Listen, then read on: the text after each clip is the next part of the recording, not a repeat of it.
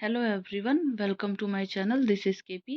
राजस्थान के झालवाड़ राजकीय उच्च प्राथमिक विद्यालय पिपलोदी की हृदय विदारक घटना, जिसमें कुल 7 बच्चों की डेथ हो गई और शासन प्रशासन और सरकार को लगता है कि ये सिर्फ एक संख्या है। मुआवजा देने से सारी चीज़ें ठीक हो जाएंगी। संविदा पर नौकरी देने से परिवार वालों का दुख कम हो जाएगा। कोई शासन प्रशासन एक्टिव हुआ और सबसे पहले एक्शन क्या लिया गया कि वहाँ के शिक्षकों को निलंबित किया गया।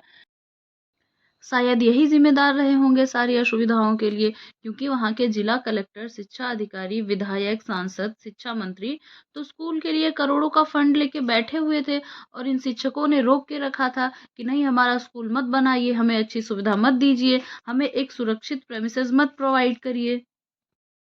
शिक्षा मंत्री जी बहुत गंभीर रूप से ज़िम्मेदारी ले रहे हैं, शोक जता रहे हैं। वो कह रहे हैं कि ये किसी और को आरोपित नहीं ठहरा सकते, पूरी गलती इन्हीं की थी। लेकिन टीचर्स का सस्पेंशन क्यों? मंत्री जी, जब आप ज़िम्मेदार थे, लेकिन आप तो अपने लग्ज़रियस ऑफ़िस में फिर भी बैठे हुए हैं और सस्पेंशन किसका हुआ है? टीचर्स का।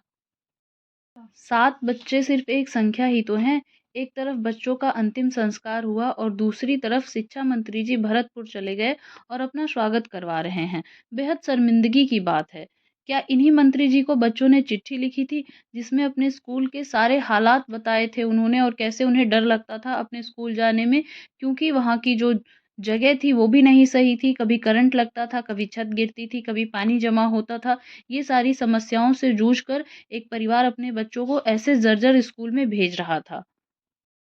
अपनी सफाई में मंत्री जी कह रहे हैं कि उन्हें कोई माला पहनाई नहीं गई, ये उनकी छवि खराब करी जा रही है, उनके बारे में एक भ्रामक समाचार चारों तरफ सर्कुलेट किया जा रहा है। मंत्री जी कह रहे हैं कि इन्होंने 36 सालों से कोई माला नहीं पहनी। इन्होंने संकल्प लिया था कि अयोध्या में जब तक एक भव्य श्री राम मंदिर नहीं बन जाएगा, तब तक ये माला नहीं पहनेंगे। और जब मंदिर बन गया तो इन्होंने दूसरा संकल्प लिया कि जब तक भगवान श्री कृष्ण का भव्य मंदिर नहीं बन जाएगा, उनके जन्म स्थान मथुरा में, तब तक ये माला नहीं पहनेंगे। मंत्री जी, इस बात का क्या लॉजिक है? उस स्कूल के गिरने से और मंदिर बनने से क्या लॉजिक है? आप भी भगवान के नाम पे राजनीति करना चाहते हैं? जो स्कूल गिरा है उसकी बात कीजिए। आप ये प्रण लेते कि आपके राजस्थान का एक-एक स्कूल जब से पूरी तरीके से सुरक्षित नहीं हो जाएगा, तब तक आप अपना स्वागत नहीं करवाएँगे या कोई माला नहीं पहनेंगे।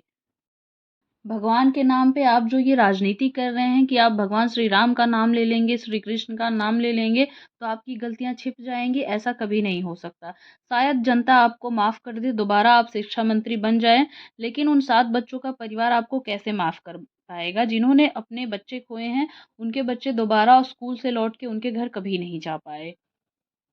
बहुत अफ़सोस की बात है कि हमारा देश वर्ल्ड की टॉप लेवल इकोनॉमी वाले देश में आता है, लेकिन हमारे देश के भविष्य, हमारे बच्चे मलबे से निकाले जा रहे हैं, जिसके लिए सरकार, शासन, प्रशासन कोई अपनी ज़िम्मेदारी नहीं ले रहा है।